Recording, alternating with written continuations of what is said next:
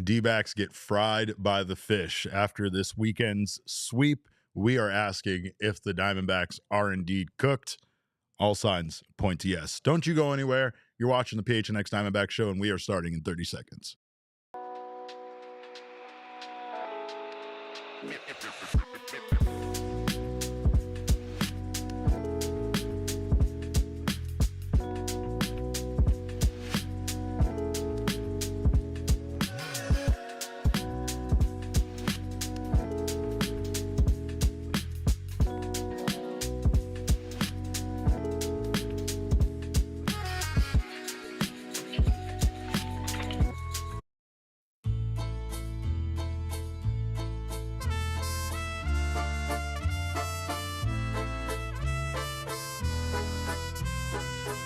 I'm actually glad you used that music. It's very appropriate. The Arizona Diamondbacks might be on the brink of their season being over after getting swept by the Marlins this weekend. Welcome in to the PHNX Diamondback Show. I wish I had a peppier opening for you. I wish I was more joyous. I wish I was able to be just a little bit more cautiously optimistic, but those days may be gone. Those days may be in the past for sure. My name is Derek Montilla, occasionally known as your mayor of PHNX. We got our guy Damon Dog on the ones and twos today. He is the dog in all of us, but even him and his good luck couldn't overcome what happened to the Arizona Diamondbacks this weekend in their three-game sweep at the hands of the Marlins. I don't even want to say it the other way, but the Marlins swept the Diamondbacks, and I don't know if things could have gone worse.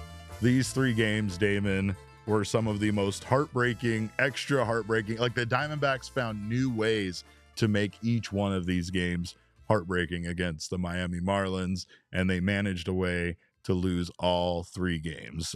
In this one, there's a lot you could say to blame it on. I think this was a weekend filled with poor defense behind the starting pitching. I don't think pitching was at its finest, but to be honest, I can't really hang this one on the starters. Arizona Diamondbacks starting pitching gave up 6 earned runs total in this 3-game series. 3 in game 1, 2 in game 2, and then 1 in the finale there in 5 1/3 innings by Eduardo Rodriguez. The Diamondbacks starting pitching ERA this weekend was 3.52.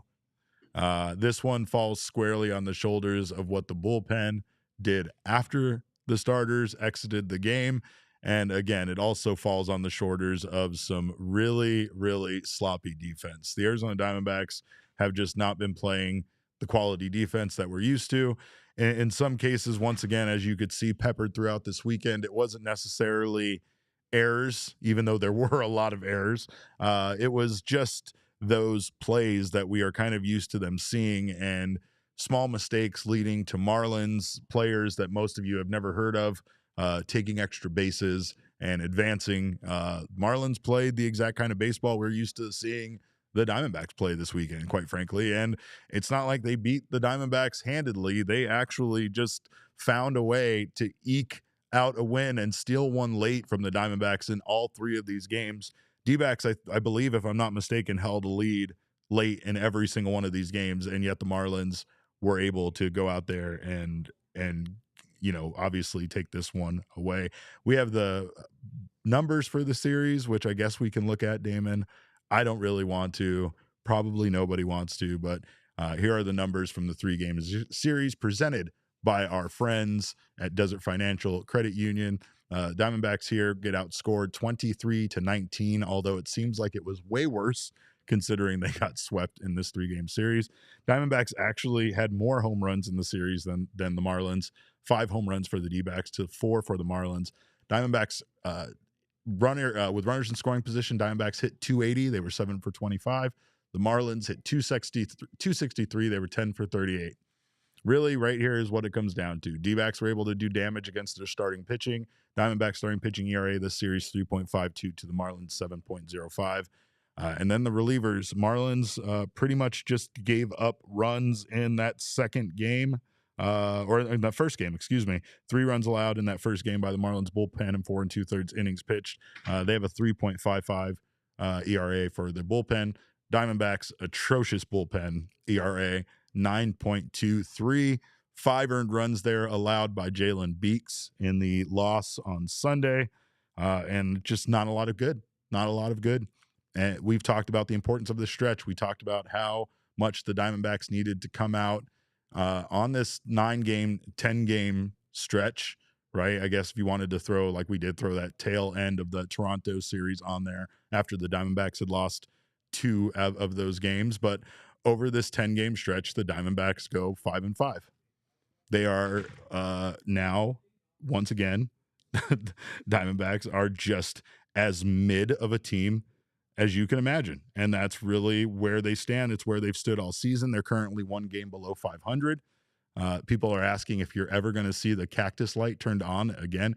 I might take the batteries out of it and go put it back in the Xbox controllers. No promises. No, this isn't a threat. I'm just saying that's how unlikely it might be that we ever see that cactus light get turned on again. The Diamondbacks have a huge series this week against the San Francisco Giants, a 4-game stretch. And yeah, I mean, I don't know if I can withstand the positivity anymore. It's baseball, right? I don't know if I can keep doing the thing. I don't know. I'm not ready, as Steven Bananas asked me in our Discord chat, to declare a time of death. I'm not ready to do that. However, I think this is it. There's no more. Let's wait and see. Let's see how they do after this stretch. This is a 4-game series with the Giants that not only is a must win where they have to take 3 out of 4, it's almost a situation where they have to take 4 out of 4. And even then, I still don't know if it's enough, but there's a lot of questions in our Mailbag Monday today about Diamondbacks being buyers or sellers, who they would trade for, who they would part ways with. A lot of questions out there still to be answered, and we'll do our best to give you guys at least our thoughts on that. However, I do want to give my thought on the lone bright spot for the Diamondbacks bullpen right now, and that is Kyle Backus. Kyle Backus, as I tweeted out, is a certified G and a bona fide stud, and you can't teach that. He, in 8 games, has a 1.23 ERA with a 0.818 whip. He has 1 ERA, 1 earned run allowed in 7 1/3 innings pitched, and quite frankly has been the only time, the only bullpen arm right now that deserves any sort of praise. The inconsistency we've seen from other guys is just ridiculous, and the Diamondbacks keep having to basically make roster moves in order to try to bring, enough arms up for this team to, be able to play these games and have competent pitching. And the Diamondbacks once again made some other roster moves, and they're trying to do everything they can to get some bullpen arms in here. But, as many of you have joked on social media, it really does feel like at times Mike Hazen is just doing his best to grab a $5 DVD out of the Walmart discount bin at this point.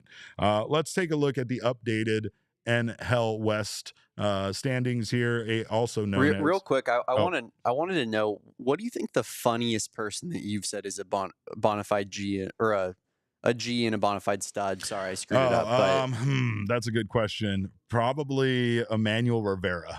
Yeah, or like, did we ever do a Scott McGuff? Well, we did Sexy Time with Scott McGuff. Correct. It was time to turn out the lights because Scott McGuff was coming in to shut the game down. So that's very hilarious looking back on that. I think that there's a lot of guys now. Think about how much we jumped around for Paul Sewald. How many calories did we burn for Paul Sewald, Damon? Way too many. Way too many. But again, if we have the standings here, I don't want to look at it, but here it is. Diamondbacks sit at 11 games back in the division. That's a wrap. Diamondbacks sit 5 games back in the wild card. That is close to being a wrap. Diamondbacks are 41-42, 1 game under 500. The Giants have not been doing especially well. They are 45-39. They've slipped to 3rd in the division. They're a game and a half out of the wild card. No National League. I mean, is it even the NL West anymore? We don't even have 2 teams in the playoffs right now. Padres, they are at 45-38. They are 7 back in the division. Giants are 7.5 back in the division.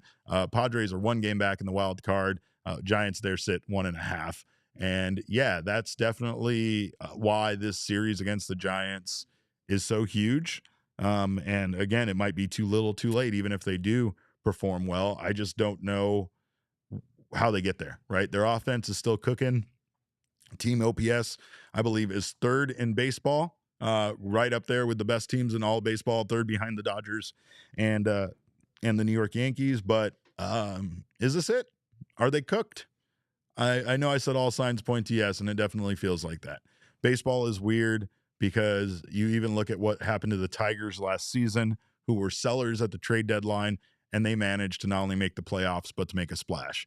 I feel like they're not really looking beyond what this team could do in the playoffs. I've kind of been looking at that. I do think that there's another layer to this that you have to think when you're talking about investing in a team and making trades in order to bolster this year's squad. Now, I do think that Mike Hazen could make some trades at the deadline that just can benefit this team for the first half of next year. And I think maybe that could be the best route for this team to go. Some of the names that have been being thrown out are young starting pitchers on some other teams, including the Yankees, who are very interested in Gino Suarez, having some guys.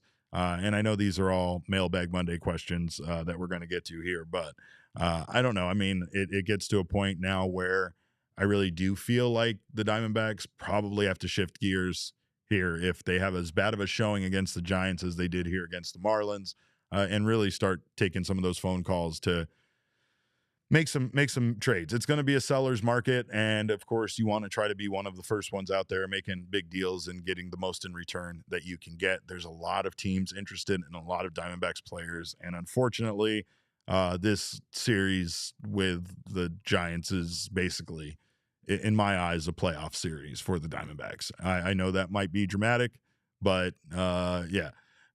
Killer Rex just wants me, which is funny because he talks about being some sort of sycophant, but he just comes here to hear people want to either disagree or agree with his take on firing Torey. I'll actually agree that Torey did some terrible managing in this series against the Marlins. I also agree that there's only so much you can do with the pieces that are handed to you, and at times, you feel like you're trying to build some sort of confidence in guys, or at least let them show you that they can get the job done.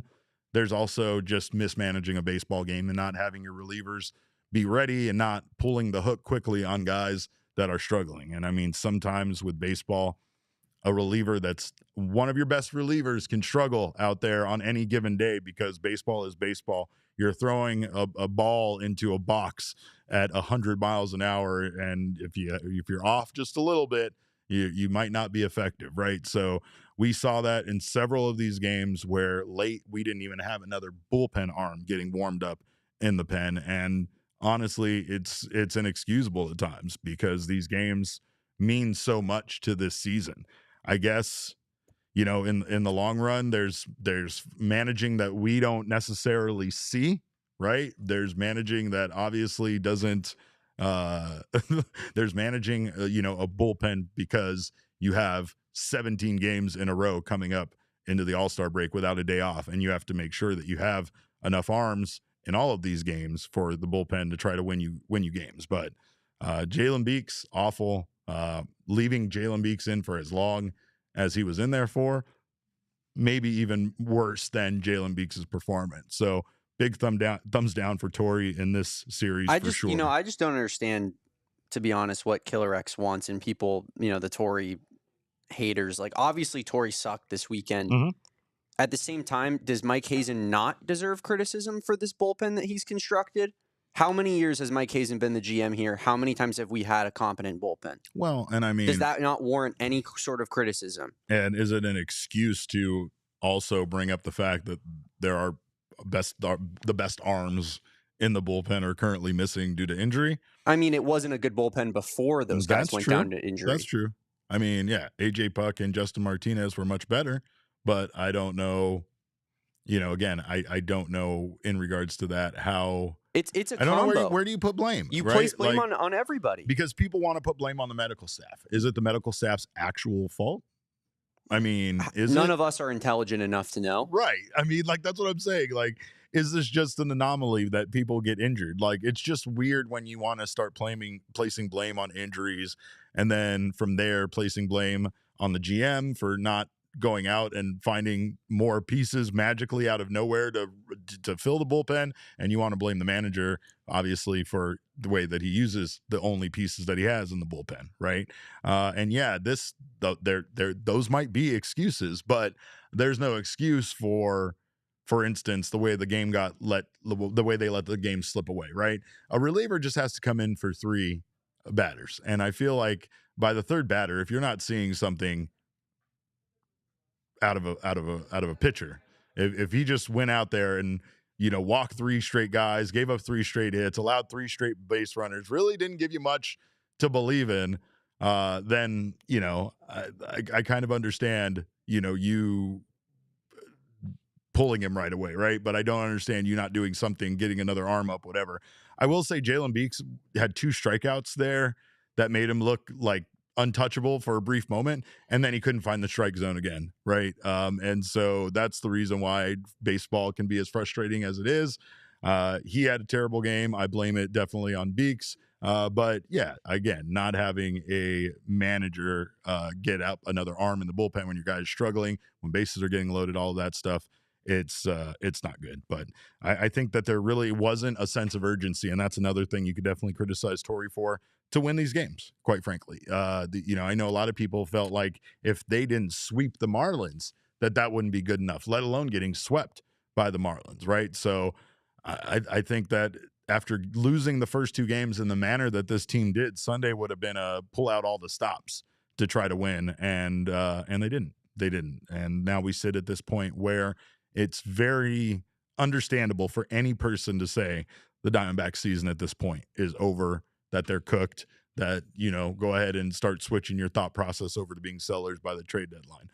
I'm not sure if the team is there yet, but again, if you go out there and you drop the ball here against the Giants in this 4-game series coming up at home, then I can't even defend the idea of you thinking that the team is still in it any longer at this point. But we are going to preview that series with the Giants on the other side of this break, so don't you guys go anywhere. You're watching the PHNX Diamondback Show. We might have to get down on some VME and make some bets about if the Diamondback season is in fact over. That way we just at least have it solidified somewhere, and that's what VME is good for. VME is a first of its kind person-to-person betting app where wagers can be for money or can be for free. I think you can even put in the notes just a silly thing if you want to make the other person do something crazy, but there's finally an app where you can bet with anyone on anything at any time. VME is proud to partner with us to launch this brand new way to bet. And of course, again, you can bet on anything, including sports. You can bet on video games. Again, I've been refining my Mario Kart skills, so I'm waiting for anybody that wants a piece of that action. But of course, fantasy matchups, fantasy football, great way to get your fantasy season underway and not have to trust the Venmo guy. Make sure to get all of your money in one place. Of course, no more chasing cash. That's the best part about VME. Of course, download the VME app right now and play today using code PHNX. Available on the App Store and Google Play. VME, anyone, anything, anytime. And we need that around this office for sure. Game Time, by the way, is the place for you to go see the Arizona Diamondbacks here at home against the San Francisco Giants this week. And it is a great way for you to save on last-minute tickets if you completely forgot this series was happening, or if you now realize how important this series literally is. You can save up to 60% off by buying tickets last minute for Diamondbacks versus Giants, for other sports, for concerts, theater, shows, and so much more. Game Time Picks makes buying last-minute tickets even easier. They show you where the best seats in the house are for the best deal. They quickly highlight those deals and allow you to not have to search through thousands of available tickets. You can save even more with their zone deals. You can choose a section, and Game Time will choose the seats for you and save you even more money. Best part about Game Time is your purchase is covered with the most flexible customer service policy in the ticketing industry. So take the guesswork out of buying tickets with Game Time. Download the Game Time app, create an account, use code PHNX for $20 off your first purchase. Terms do apply. Again, create an account and redeem code PHNX for $20 off. Download Game Time app today. Last minute tickets, lowest price guaranteed. Damon, what time is it? Game time. It's game time. You hear that? You hear how sad his game time was? The team has lost Damon. The team has lost Damon. You can't get swept by the Marlins. Yeah, well, you're right. You're right. I mean, that's it. You're right. I mean, the Marlins were playing good baseball. We joke that once again we caught them at the hottest time of the year, but now what? They've won 6 straight, I believe, and the Marlins are actually going from a team that absolutely was not in the wild card hunt to possibly one that might be, and that's just by sweeping the Diamondbacks. So this 4-game series with the Giants couldn't be more important. We're going to be out there on July 3rd, and of course, make sure to join us. Pool party tickets still available for that. Let's take a look at this Giants team we will be watching at a glance here, with their record being 45-39 this season. They have a plus 32 run differential. They are 4-6 in their last 10. So there's that. I believe they also got swept by the Marlins, if I'm not mistaken, or at least they lost that series to the Marlins. They have a 684 OPS, which is 24th in Major League Baseball. Big reason why they added Rafael Devers. Their starting pitching ERA is 3.72, which is 11th in Major League Baseball, but their bullpen is something for us to envy. Can you imagine how many wins we would have if our bullpen ERA was 2.91? I don't even want to think about it. I can't even do the math on that. I can't believe Torey Lovullo would do something like that. No, not at all. No, not at all. 2.91 is good for the best bullpen ERA in all of baseball. They do have -6 outs above average, which is tied for 21st. This Giants team, obviously, a number of reasons. I don't even need to list the reasons why this series is so important.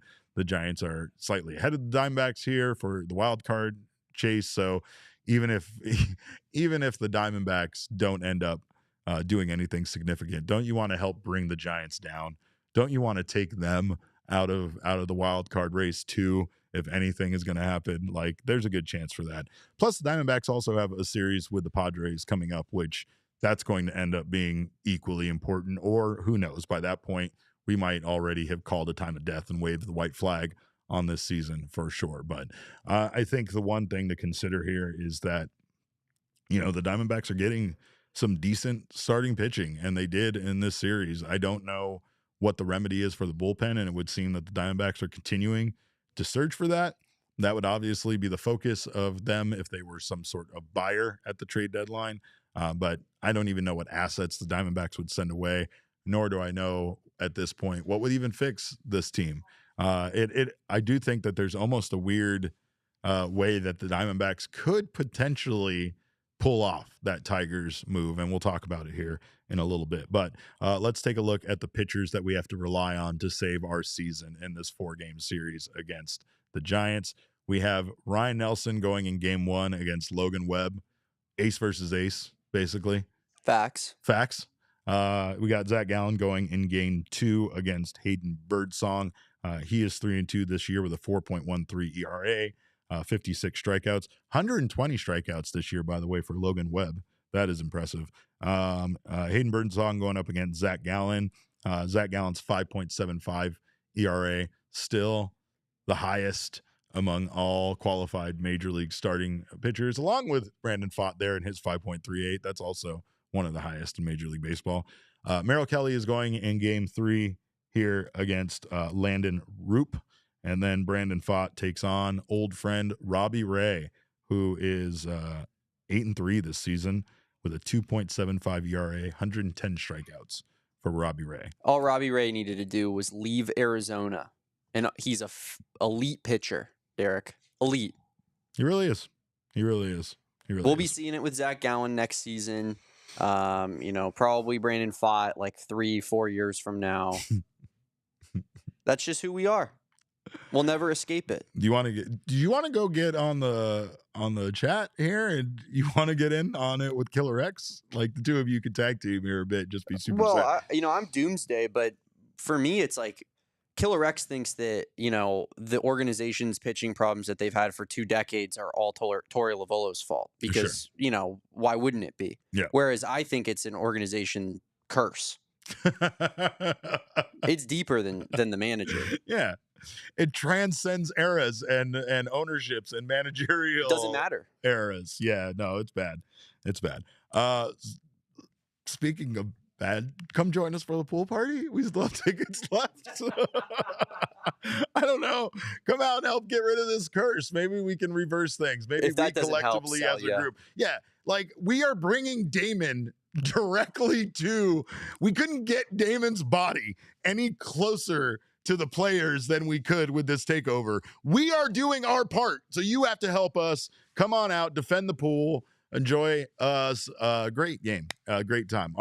This is the best event we do here on the Diamondbacks beat. It is the official PHNX Diamondbacks takeover of Chase Field, July 3rd, 6:40 p.m. It is not Shane's birthday. I mean, it is Shane's birthday, but this particular party is not in honor of Shane or his birthday, so don't forget that. See, Michael brought it up. Isn't it someone's birthday too? It's not. Well, again, I'm not dismissing the fact that it's Shane's birthday. What I'm saying is I will kick you out personally if you bring a gift for Shane, if you bring him a card, if there's a single Mylar balloon, normal conventional balloons either, bouquet balloons, anything like that. It doesn't matter. I will not allow you into the pool party, even if you have a ticket. I'll make sure the usher kicks you out. But if you come just as a Diamondbacks fan wanting to help turn this thing around, you will totally be allowed in. We got all you can eat food, drinks, got yourself a towel to take home, all sorts of fun to be had. And of course, you get to hang out with a great group of people who we don't deserve as to be diehards and fans of this show. So again, come on out. It's going to be a great time. I think somebody said that they were going to be there in the chat. Did I miss that? Our guy Russell Smith, yes. See you there, Russell. Cannot wait. And yeah, Michael Dixon says, what about a party hat? I mean, if it's a party hat, then I'm fine with it. But if it's a birthday party hat, then it won't be allowed. Big difference. Yeah. Marlins had a party hat in their dugout. I don't know if you saw that atrocious contraption that they were wearing in the dugout. Had a little stuffed marlin on the top of it. You know what it said to me? That they have more confidence in the Diamondbacks and their lack of pulling the vest out. And don't even get me started on what they did to poor JJ here. That's how we ended up adopting him. Derek, that might be the move. We might need to get a dugout prop. I mean, you got to change something up at this point in the season, no? I felt like the minute that they installed a dugout prop, everything went badly for them. And then they immediately blamed it on the prop. Like as if there was too much pressure. Like, oh God, we have this snake in the dugout that you get if you get a home run. And I just want it so bad that now I'm trying to hit 3 home runs in a single at bat, and like, oh, whose fault is that? It's obviously the snake in the dugout's fault, right? That's who needs to pay for this. So that's how the Diamondbacks choose to treat it. I suggest busting that vest out. We'll bring the snake to Chase Field on July 3rd. You guys can attach it to the vest. We'll let you keep JJ. Anyway, we do have some updates on the Diamondbacks young guys doing some fun things. Third baseman Lou James Groover and outfielder Slade Caldwell were both named to the National League roster for the 2025 All-Star Futures Game. It will be the first Futures Game for both Diamondbacks players. That's very exciting. And of course, that's a fun part of All-Star Weekend, which will be taking place in Atlanta this year. So make sure if you are going out there to not miss the Futures Game. They have, I think they had like the bunting competition and such last year in Texas at the Futures Game. That was a lot of fun to watch. It was a little confusing at times, though. Some of their hitting competitions were a little confusing, but still fun to watch. In 67 games with the Sod Poodles, Groover is batting .301 with an .848 OPS. He has 14 doubles, 10 home runs, 36 RBI, and 26 walks. And then Slade Caldwell in 66 games for the Hillsborough Hops, where he currently is, and in single A Visalia, Caldwell's batting .267 with an .840 OPS, 15 doubles, 3 triples, 22 RBI, 60 walks, and 19 stolen bases. So great job there. Great eye. 60 walks. That's pretty good. Anyway, you guys know what day it is. We have so much to talk about when it comes to Mailbag Monday, and I think we've already covered at least 3 or 4 of these topics, but we're going to circle back and make sure we get you your answers. But don't you go anywhere. We're going to do that on the other side of this break. You're watching the PHNX Diamondbacks show. Well, whatever the moment, it is never ordinary at Bet365. Bet365 has 90 million users worldwide, and they also live stream 780,000 events each year. So it's a great app to download and watch those events on, and it's also a great app to do some live in-game betting. Bet365 pioneered live in-game betting, and they offer the widest range of games and markets available for live in-game betting across 78 sports. Right now, you can get down on the early payout offer with MLB games, where you are a winner if your team goes ahead by 5 runs or more, with an instant payout on straight bets and parlay selections, which will be marked as winners as well. So Right now, new customers can get $150 in bonus bets when you bet $5, win or lose. Sign up, use that code of PHNX365, deposit $10, and place a bet for $5 or more to get $150 in bonus bets if your bet wins or loses. Bonus bets can be used on the spread, totals, players, props, futures, and more. Whatever the moment, it is never ordinary at Bet365. Must be 21 or over and physically located in Arizona. If you or someone you know has a gambling problem and wants help, call 1-800-NEXT-STEP. Text NEXT STEP to 53342 or visit problemgambling.az.gov. All right. And then, of course, you guys know finances can be messy, and Monarch Money wants to help you with that. Monarch Money is more than your average budgeting app. It is a complete financial command center for your accounts, your investments, and your goals. It's a great place to see everything in one place. You can start managing your finances to build toward the life you actually want. Monarch makes managing money simple, even for busy lives. It also lets you know if you are overspending for your goals. It lets you know with your accounts, your credit cards, and your investments all in one place, where your money stands without the hassle of having to look at all of those different websites. Monarch Money is the finance tool people actually loved. It was named the Wall Street Journal's best budgeting app of 2025, and it is the top recommended personal finance app by users and experts with over 30,000 five-star reviews. Get control of your overall finances with Monarch Money. Use code PHNX at monarchmoney.com in your browser for half off your first year. That's 50% off your first year at monarchmoney.com with code PHNX. All right. Let's see. Do we have some super chats, Damon, before we get to the mailbag? Yeah, we got a couple. PC Yoshi says, if Gino doesn't make that error, Beeks never goes in.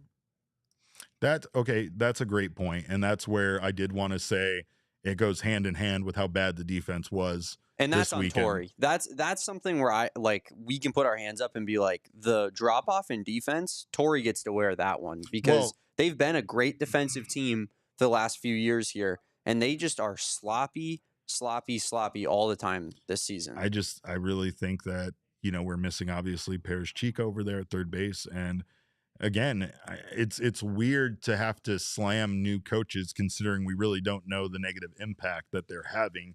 The only thing that we can do is look at the results.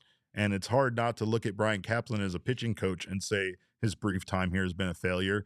And same thing with Sean Larkin. And as much as I don't want to say that, and we don't know exactly how much of it is their fault, it's hard not for people to place blame on them as well. And I understand that. But we've also placed blame on Mike Hazen, the medical staff, Torrey, both Mike. The only person that gets free of blame is, I don't know, pretty much Jeff Bannister, right?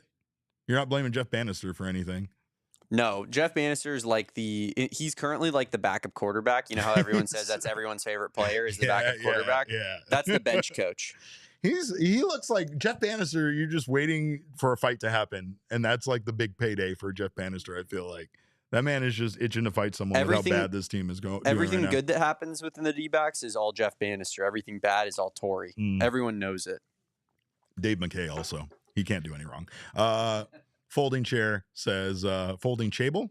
I like that. I donate this super chat to get party favors for the birthday boy. I'm going to use that $10 to buy a margarita. No, I'm just joking. Thank you for your super chat. All right. Well, of course, you know what we do today. Besides blame Torrey and everybody else, we blame the mail. We blame your questions. We blame everything. We're going to blame a lot of things. But this week, this year, this month, it's all been a mess. It's not been a good year, but it's still our year. And every year on this podcast is our year. Every month on this podcast is Black History Month. Every month on this podcast is Women's History Month. And of course, every month on this podcast is Black Women's History Month. Every week is Shark Week. Every single day is Earth Day. But on Monday, me and Damon, we go to the mailbag. Damon, let's go. My mailbox, always something interesting in my mailbox. I try to get to everything in my mailbox, and then once in a while there's a letter that makes me go wow, wow. My mailbox. Even that song can't make me happy right now.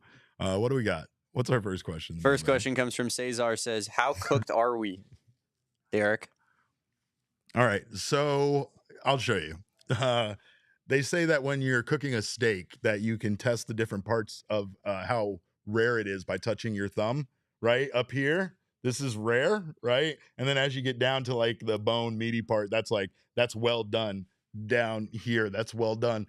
Diamondbacks are right about a year. So cooked, very is my answer. Very well done. And that's kind of what it feels like. Instinctually, I want to have like hope. And I also think baseball is so ridiculous that anything can happen.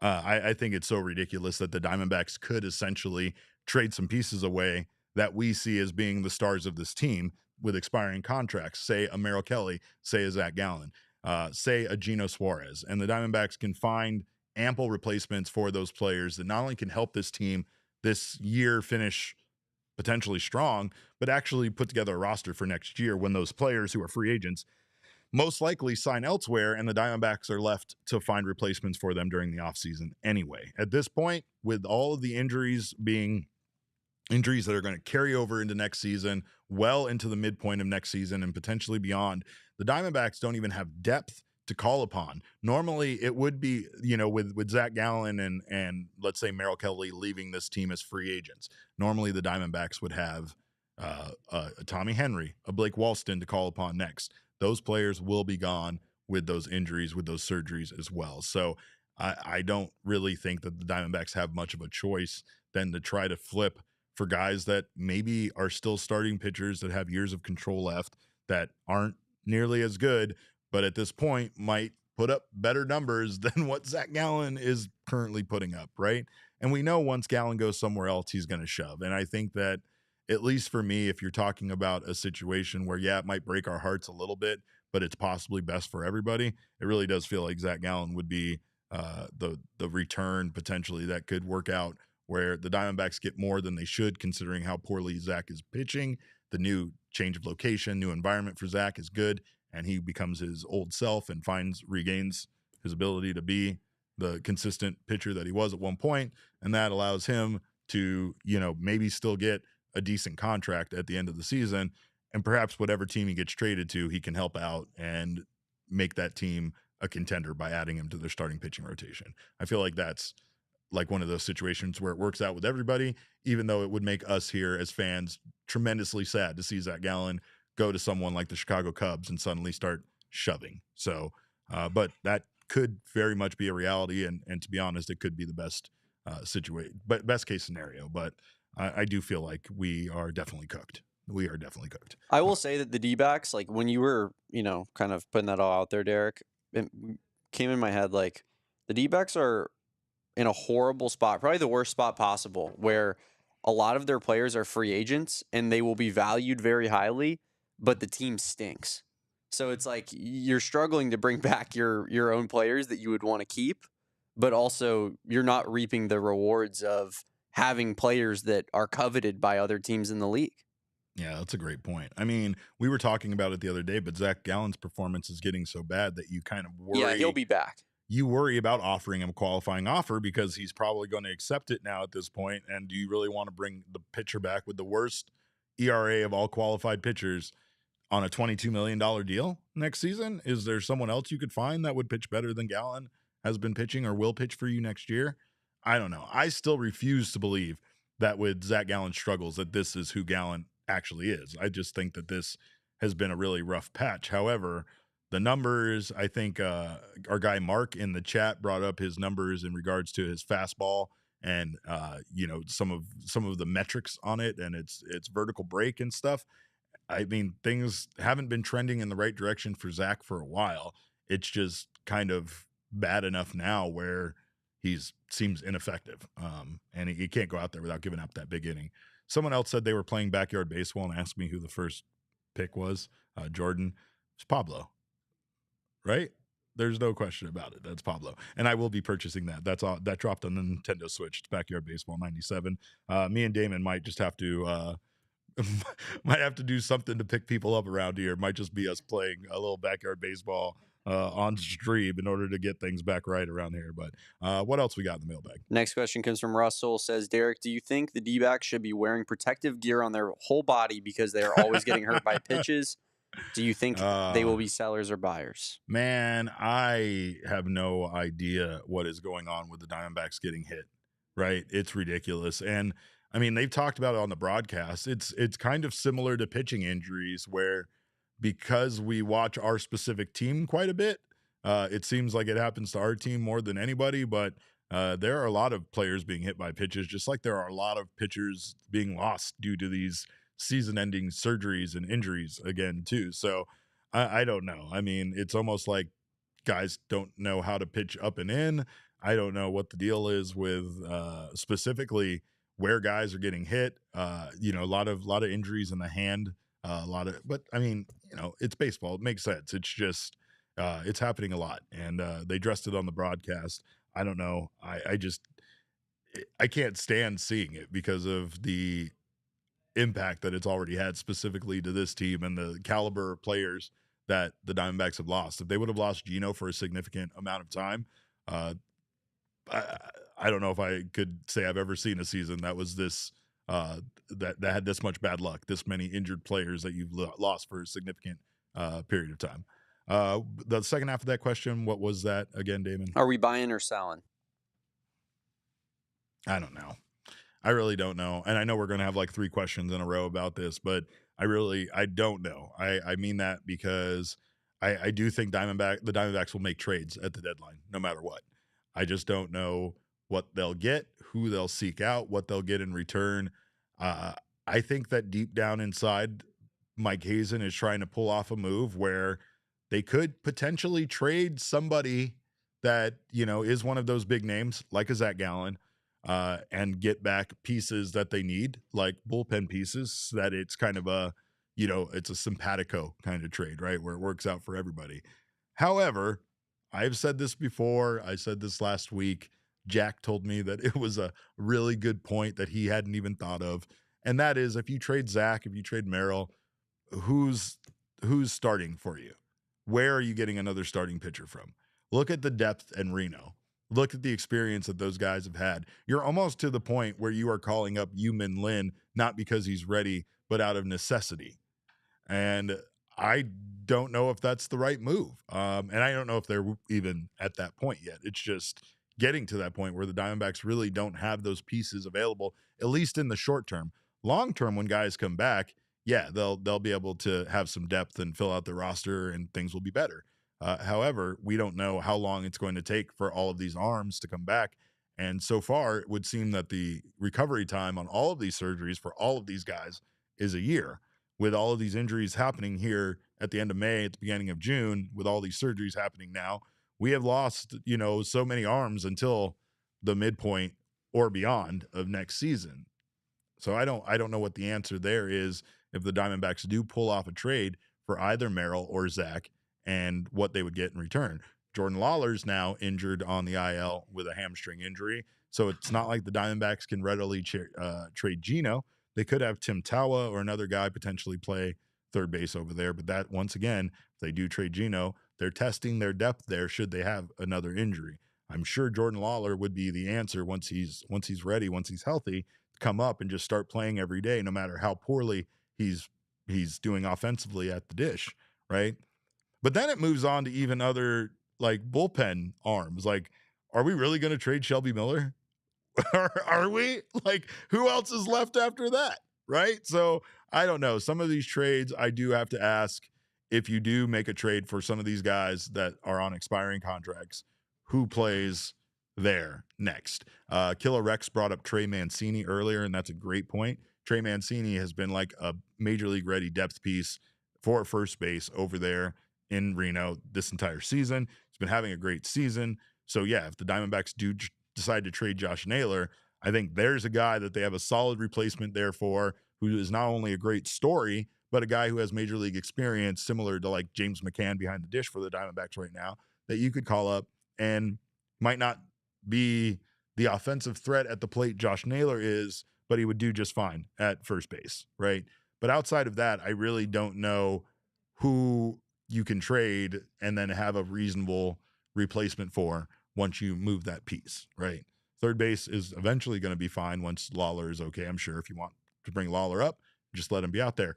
Girth Jr. says he's ready. He says, put me in, coach. So Girth Jr. is ready to play any infield position and maybe even pitch out of the bullpen in a pinch situation. So I appreciate you. Thank you for stepping up. Not a lot of guys are right now, but yeah, again, that's the big question as to the buyer or seller thing. I think ultimately Mike Hazen's going to have to be savvy here with what he does, and the Diamondbacks most likely are going to have to try to think this whole thing through and see what offers they're getting in regards to, especially guys like Gallen and Merrill Kelly. If part of the deal includes a return of starting pitching, it might absolutely be worth it to not only have a different guy in there giving you a chance, maybe a better chance than Zach Gallen is, but also a guy in there that's going to be an able-bodied pitcher ready to start when opening day 2026 comes around. All right, what else we got, Damon? Next question, which I'm not really even quite sure which one we're on. I think it's this one from Fleaball says, there's a lot of talk if Dbacks should be sellers or buyers. Can we be both? Let's say trade Gallen or Naylor for bullpen help. Also, how predictable are Thomas at bats? Weak ground ball to second, guaranteed. Sometimes they sneak through, though, don't they, Fleaball? Yeah, no, the Thomas at bats thing is frustrating, man. I feel it once again. Like if Alec is not, if he's not crushing one in some way, it's most likely going to be that weak softball to the right side. And I do think I addressed your question quite a bit there. Yes, I do think that there is a way for the Diamondbacks to be both a buyer and a seller, right?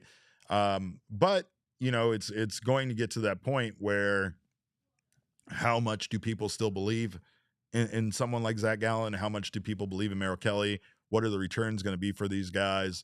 Who are they going to part ways with? Is it going to be a fire sale where they try to get rid of, 4 or 5, 6 of all 6 of these guys? I don't know, but it's definitely a thing where it has to be planned out accordingly to ensure that they have enough able bodies to finish up this season, right? And again, if this season is a wash, having Jordan Lawler play third isn't the worst idea. So maybe moving Gino isn't the worst idea if that is out there. And trust me, the suitors for Gino are many. That's the biggest problem. The Diamondbacks teams are drooling over the Diamondbacks. If there is a team right now that teams want to fall apart and be sellers, it's this team for this exact reason. So the returns could be good. And this could be a situation where, once again, like I said earlier, the Diamondbacks could benefit from the trades at the very least, even if it's not an upgrade, right? You're not going to get nothing for Zach Gallen if he walks as a free agent at the end of the year. And you're also going to have a pitcher already here available to start next season when you're missing so many arms. So it's again, it's a matter of, if this season is a wash, getting it going now and trying to figure out what next season is going to look like with things already being a mess for the start of 2026. All right, let's do one more there, Damon, and then we'll do a quick break. Next question comes from Ed, and Ed says, at this point of the season, what overall letter grade do you give the Diamondbacks and why? Instinctually, I feel like people want to say F, right? I don't know how it's not an F, but I think it's a D. The only reason why I say that is because their offense this year has been too good. Their abilities to come back late have been too good for them for this season to completely be a failure. They right now sit at 1 game below 500. What the Rockies are doing is an F. What some other teams are doing is definitely an F. The Diamondbacks probably deserve it based on expectations, right? How good this team should have been. However, you can't not factor in what's happened with injuries and not see that to be a large part of the Diamondbacks' failures. And then again, I mean, when it comes to certain guys, there are certain guys I absolutely would give an F2 on their season. But this team overall has proved to be resilient at times. And again, I think they have the 3rd best OPS in all of Major League Baseball still. So, I mean, that's pretty good. That's the only reason why they are near 500 is because of how good their offense has been. So, I say D. 2BMC says D plus, miraculous that they're hovering at 500. Yeah, when you consider how bad the ERAs are of guys like Zach Gallen and Brandon Pfaadt, it is fairly miraculous that they're hovering there.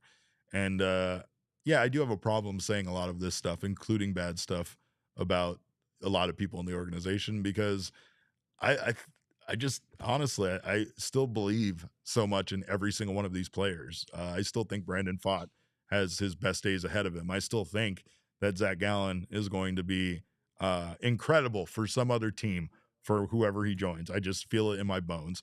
Meanwhile, Elise will not stop her anti-Pavin agenda. She says, I'm trading him and Pavin.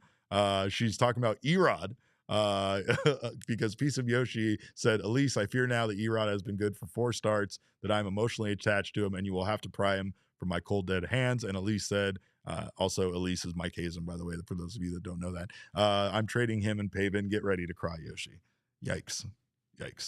All right. Well, we're going to take a quick break, and we'll get back to some more Mailbag Monday questions on the other side of this break. Don't you go anywhere. You're still watching the PHNX Diamondback Show. Well, today is one of the hottest days of the year here in Arizona. It is awful outside, 116 degrees, and you know your air conditioning is going to be working overtime with that heat. So a great way to save on your air conditioning bill or your energy bill. I call it the air conditioning bill because that's primarily what we're paying, right? Is air conditioning costs. It's the air conditioning bill. But your power, your energy costs can be very high this summer. Help lower them with a smart thermostat. And if you are an APS customer, they want to help you get a smart thermostat for as low as $0 right now. APS customers may be eligible for smart thermostats for as low as $0 when you enroll in the APS Cool Rewards program.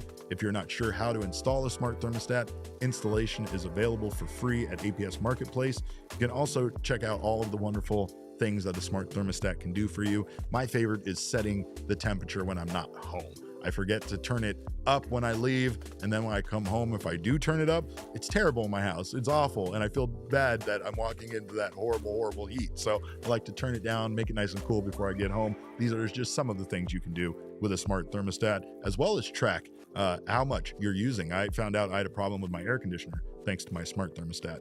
Find instant rebates, discounts, and special offers on smart thermostats, energy efficient appliances, and more at marketplace.aps.com. Must be an APS customer and pay shipping and taxes. Other restrictions apply. Go to marketplace.aps.com for more information. And you know the name Empire Today, and you know the game, which is flooring, but you may not know that Empire Today is the flooring experts here in Arizona, and they are who you should trust over any big box store. And you know when you go into those big stores that there are so many employees doing so many different things that none of those people you could say are an expert in flooring, but that's what you'll get out of Empire Today. They live and breathe flooring, and they will be with you every step of the way. It's a whole different ballgame with Empire Today. Their flooring experts will bring the showroom right to your home. That way you can take a look at what those samples look like next to your walls and your lighting, next to your furniture, and pick the right flooring.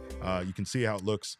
And of course, get precise measurements taken and have all of your questions answered so there are no surprises. Schedule a free in-home estimate today because some things are better at home. PHNX listeners can receive a $350 discount when using promo code PHNX. You did hear me right. A $350 discount with code PHNX. Restrictions do apply. Visit EmpireToday/PHNX for full details. All right, Damon. What else we got? Time to get back to the mailbag. Next question comes from Piece of Yoshi. Says, did Hazen finally hit on Operation Deploy the entire 2023 Mets bullpen with John Curtis? Mike Hazen is doing anything he can to find somebody with a heart and a brain and an arm and a working UCL. So don't blame him for looking to some of the pieces that the Mets have discarded. That wasn't the best team, but still, nonetheless, he is doing this despite you specifically. In regards to this, though, I do say, like, again, you can't blame Hazen for scraping the bin, right? Like, there's a lot of good stories that we've seen the Diamondbacks kind of pick up because they're guys that haven't played in a year, or they were lost due to injury, or whatever the case may be, right? Trey Mancini, a guy who, had to recover from, cancer. So, like, there's a lot here when it comes to some of these guys and what the Diamondbacks are essentially who they're willing to give a shot to. It's really just about trying to find that diamond in the rough. They've done it a few times, to be fair, before this disastrous outing and maybe one or two other that he's had. Jalen Beeks was kind of that for this team. And there was a time early in the year, especially when Joe Mantiply was completely ineffective, that we were very thankful we were able to find this guy out of nowhere. Unfortunately, he hasn't been consistent. It hasn't lasted all season. And his most recent performance is possibly his worst of the season.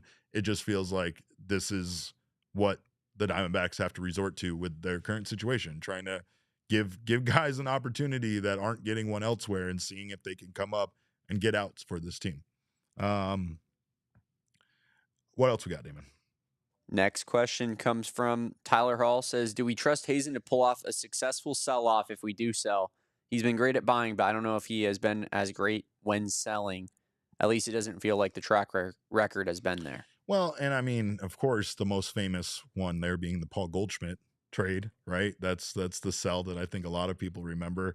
I don't know. I mean, if we could see how things played out in an alternate timeline and see ultimately if things would have been any better going in a different direction. I mean, when you have an expiring contract that you really don't plan on picking up, it does make it difficult for you to be in a position of power when you're trying to make a trade, right? So that usually means that the return that you're getting back isn't as good. And of course, that's kind of what happened there with Paul Goldschmidt. The Diamondbacks kind of unfortunately made it publicly known that this was going to be probably a situation where they weren't going to pick up his contract and he was going to be either traded or walk as a free agent at the end of the year.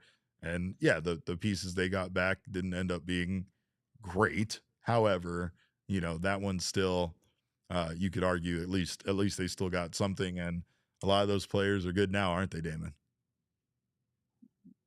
Yes. He doesn't want to talk about it.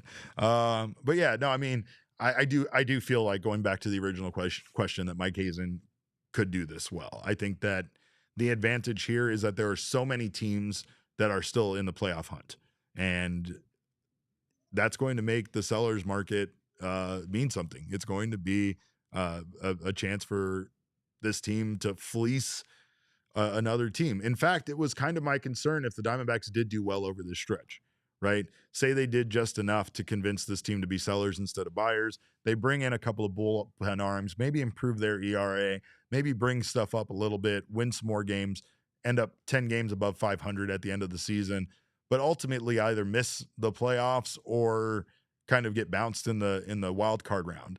I don't know if looking back on that run and what they sacrificed in order to make the playoffs or get to that point would be worth what they could have gotten in order to get this team back on track in 2026, or at least give this team a fighting chance out of the gate when opening day next year comes back around. It doesn't really feel like right now I have any idea what this starting rotation is even going to look like, if the Diamondbacks are even going to have 5 available starting pitchers when opening day comes around. So it's kind of that critical right now for them in regards to the injuries that they have and then the pieces that they're losing at the end of the season.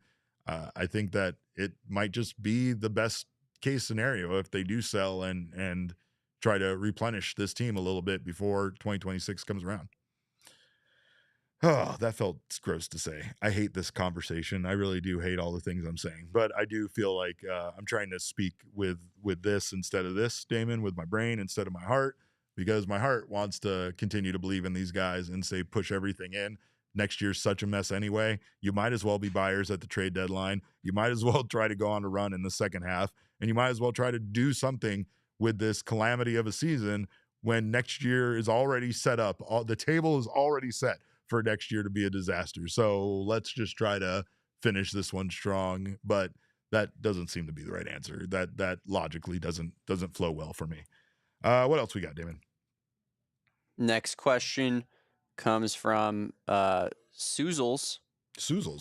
Says, if we pull the trigger on selling, what do we even want back? Pitching, as far as position players go, we have guys who we're hearing about all the time in the minors. Guys will want to rely on pitching-wise. Will be coming back from Tommy John at various times around the All-Star break in 2026. Pitching is 100% what the Diamondbacks need. I mean, again, if they do a transaction that involves them losing Gino, I think that's a case where they really do need to get a third baseman back right now, at least for the time being. I think they're covered if they trade Josh Naylor.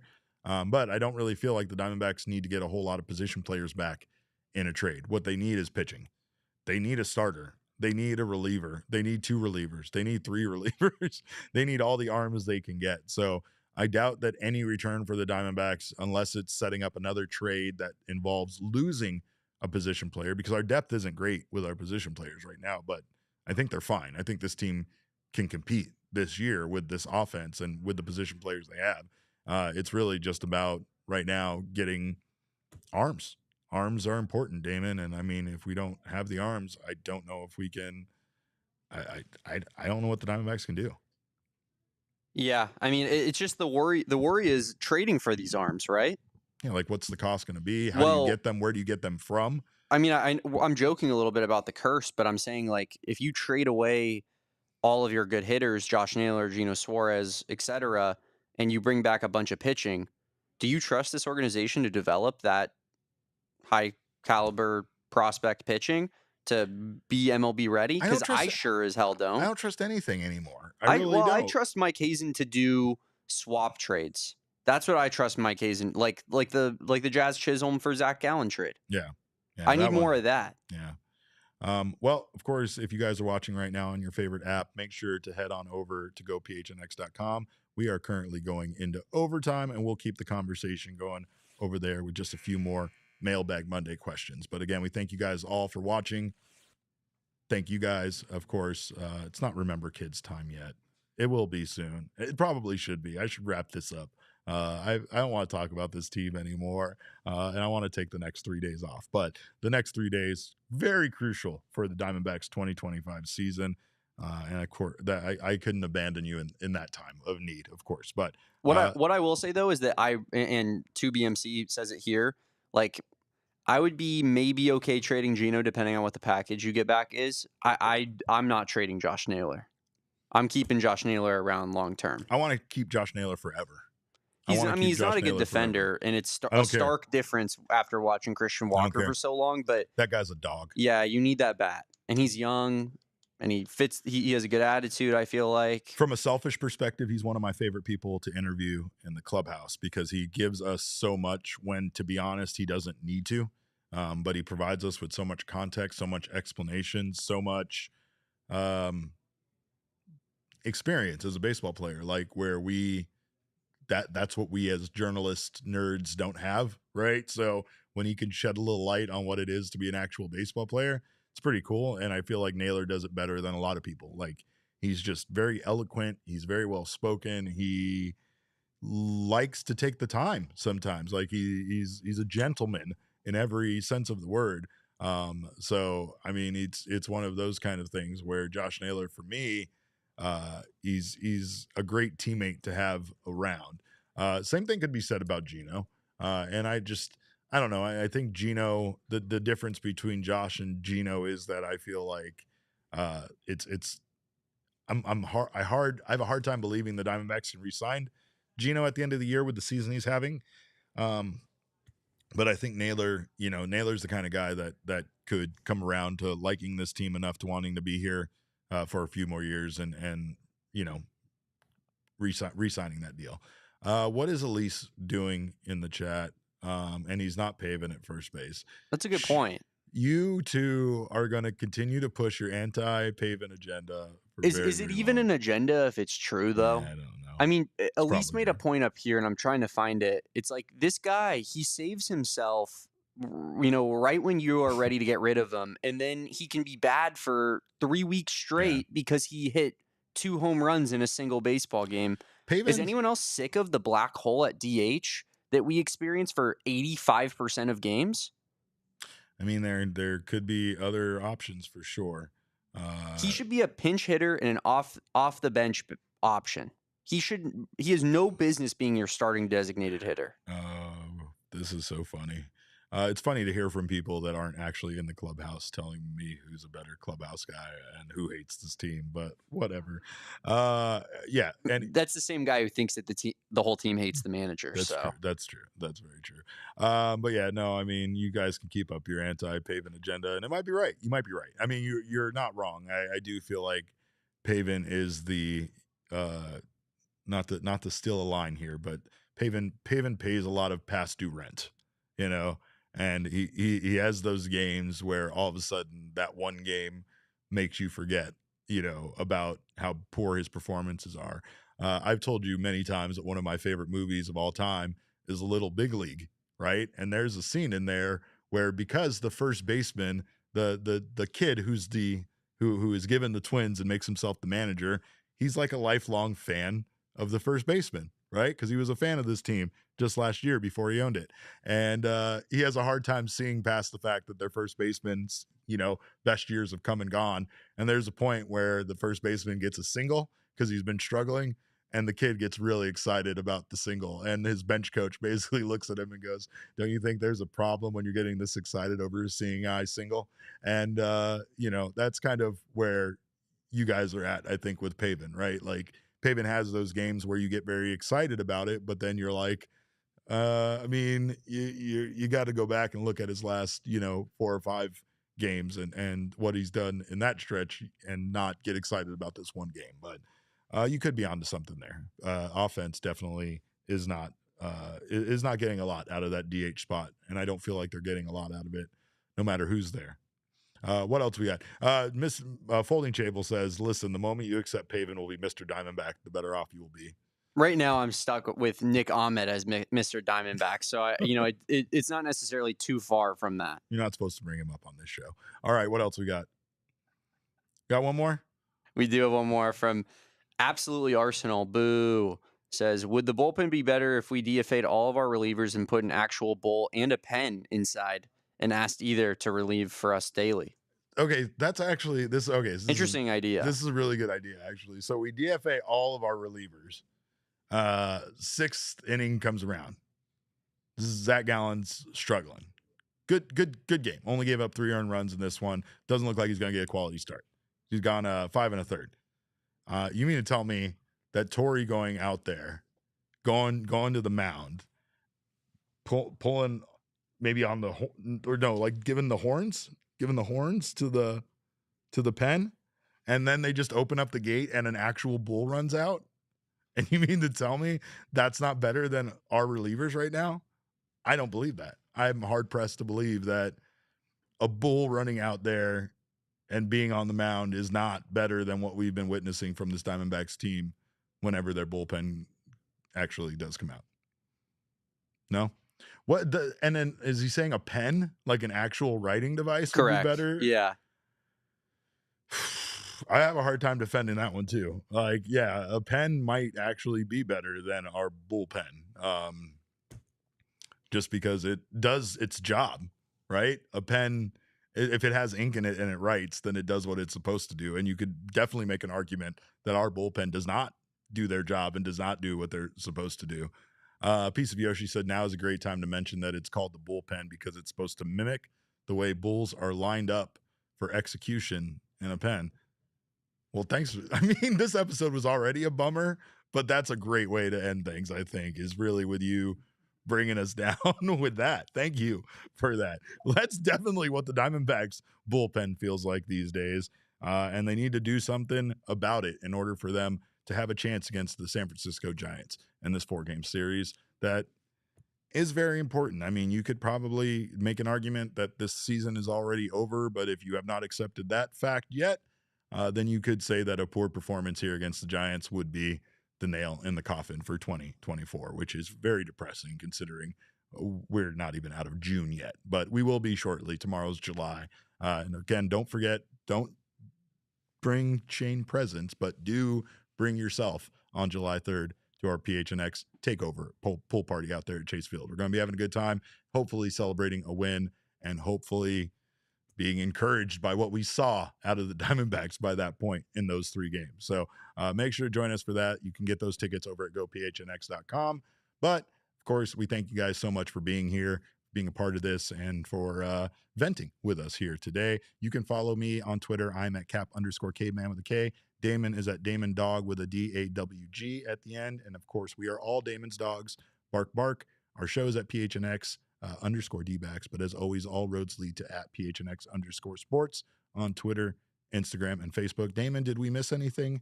No. Any super chats? Yeah, we actually have one more super chat here from Mark R. Says, can we talk about how abysmal Thought has been? Crazy thing is he's gotten lucky as his 4-seam sinker and change are all outperforming expected numbers. That's never good.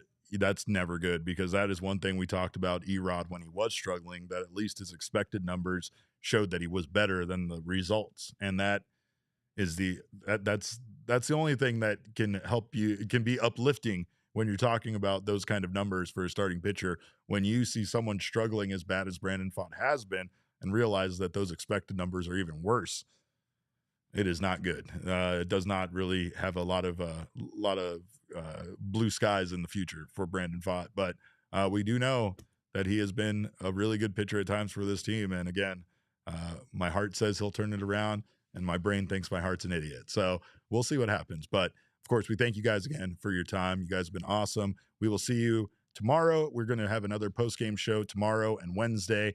And then on Thursday, we'll be bringing you a 12 p.m. show so that we can get out there for that pool party and not Shane's birthday. And then no show Friday. It's July 4th. So we all are going to go eat some hot dogs and some hamburgers and celebrate. But until then, you guys go ahead, follow us on social media. Have yourselves a wonderful evening. Let's watch this Diamondbacks game, get this series with the Giants started off in the right way. Behave yourselves. And remember, kids, baseball is fun, but it is so much more fun when your bullpen is ranked number 1 in all of MLB. We all silly like the mayor.